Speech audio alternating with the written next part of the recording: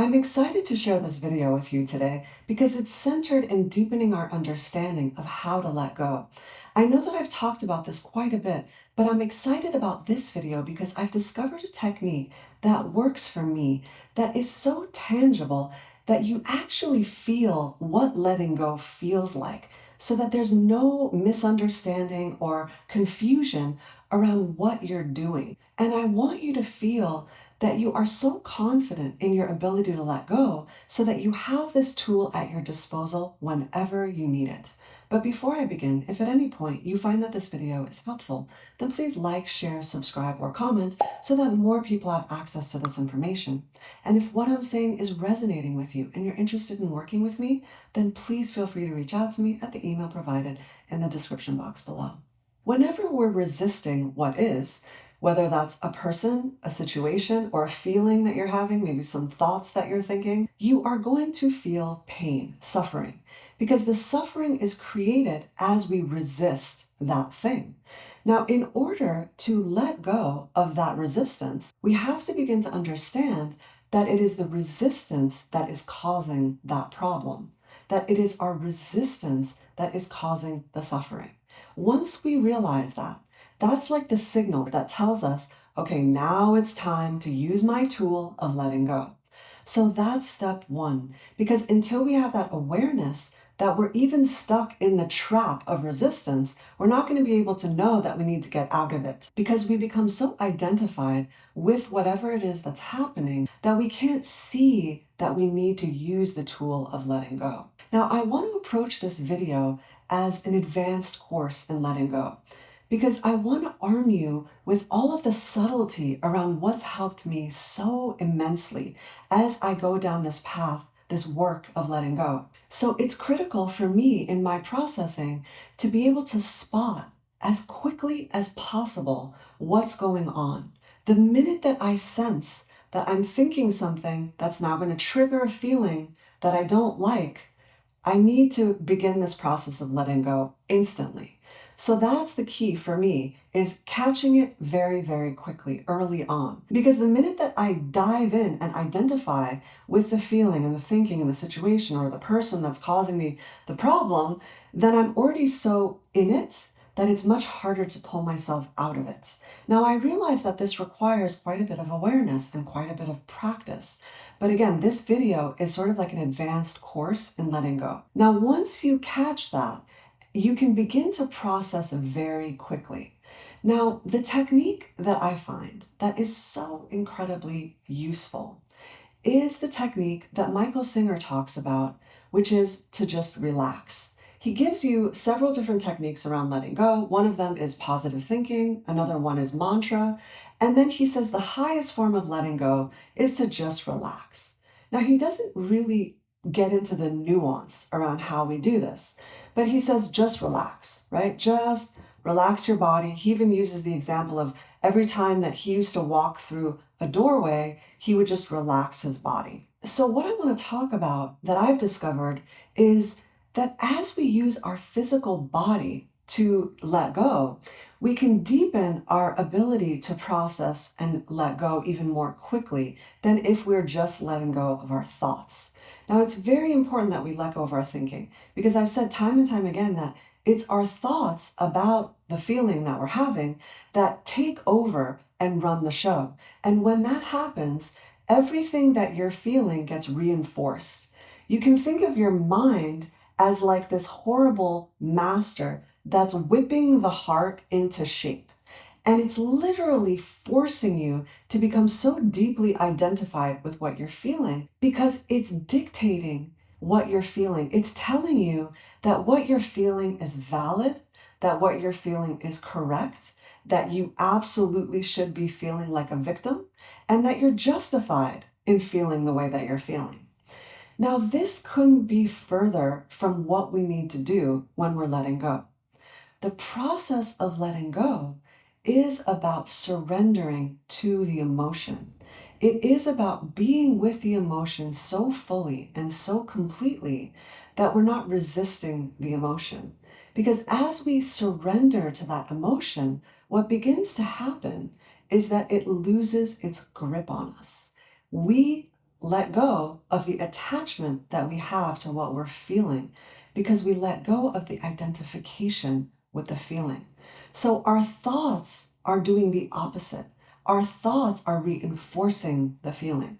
So it is critical that we never, ever, ever, ever leave out the step of letting go of our thoughts as being in charge. Now, what I love that Michael Singer says is he says that we've given our mind the job of being in charge of our heart.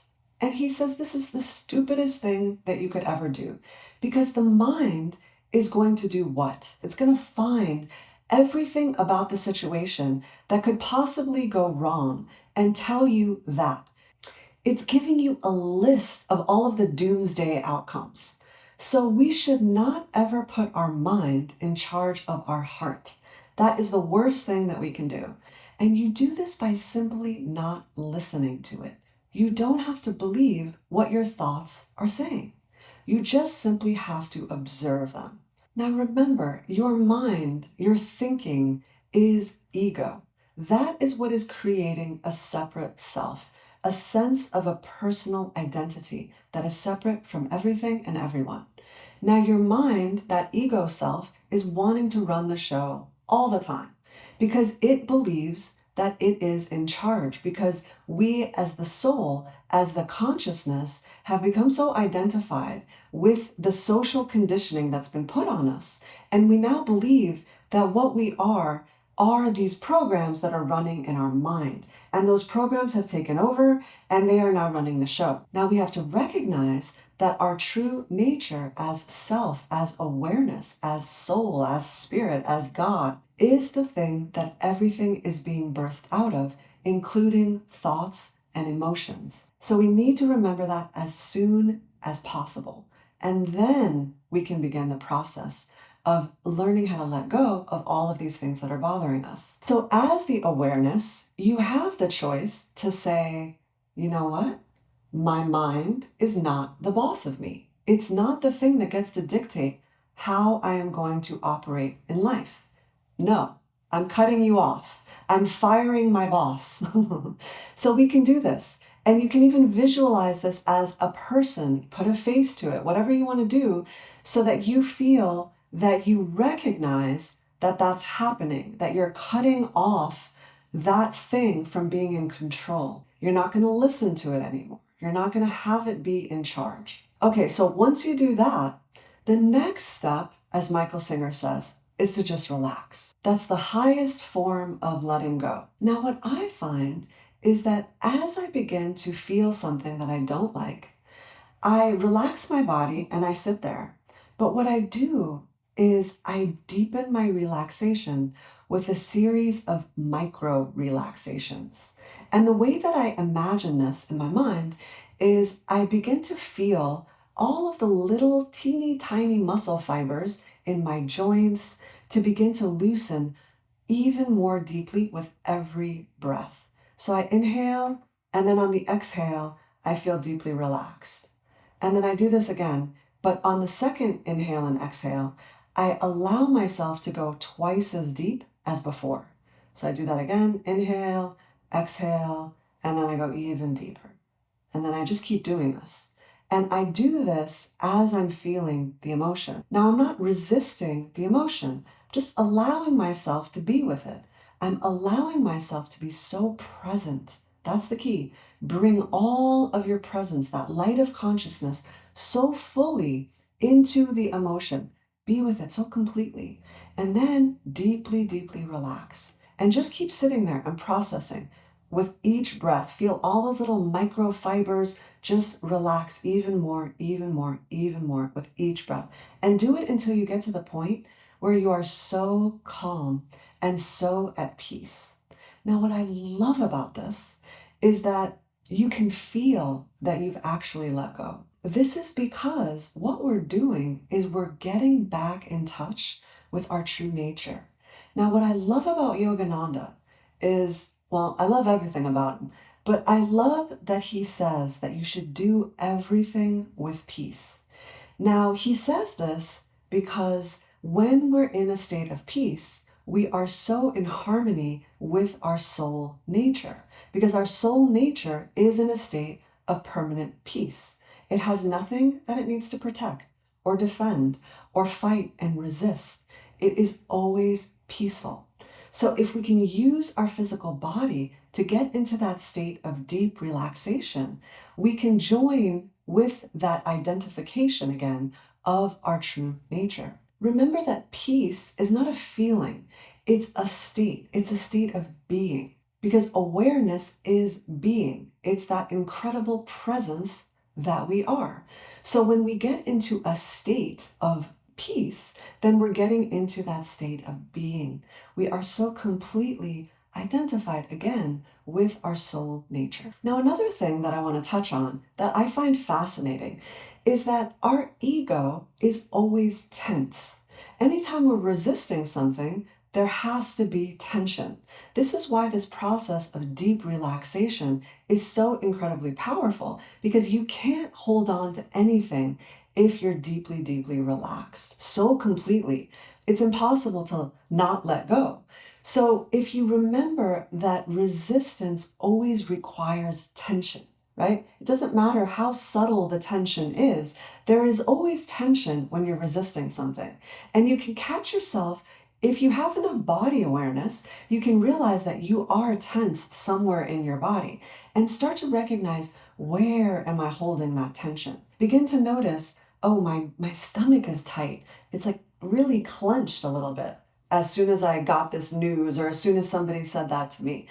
Take your awareness and begin to notice, where am I holding that tension? And then you can practice this technique of breathing in and exhaling and relaxing. And with each inhalation and exhalation, deepening, further deepening that relaxation so completely until you feel that you have completely relaxed every single little muscle in your body. So once again, ego is always tight. It is always resisting. It is always tense. That is what is happening when we're feeling anxious, mad, upset, right? We're never relaxed. We're the opposite of relaxed. This is why this technique that Michael Singer has given us around relaxation is so genius, because relaxation is the opposite of tension, and ego is always tense. Resistance requires tension. The last thing that I want to shed light on is the connection between our breathing and our current state of being. A simple example of this is, think about the last time that you were really sad. People even use the expression, it took my breath away, right? Like it just knocked the wind out of me. So we get this feeling of deep sadness or disappointment. What do people do? They just, oh, it's this, oh, right? We exhale, we feel defeated. And now the opposite of that, excitement, joy, somebody tells you, you just won the lottery. Oh my God, right? What do? You inhale, right? It's again tension, because they're both rooted in ego. It's both rooted in a preference of good and bad. So the breath, our breathing, is so linked to our state of being. What Yogananda teaches in Kriya Yoga is all about learning how to control this prana, this life force energy. And you do this by using your awareness and your breathing to control the life force in your body, in the spine. There's a wonderful book, if you have time to read it, I highly recommend it. It's called The Oxygen Advantage by Patrick McKeon.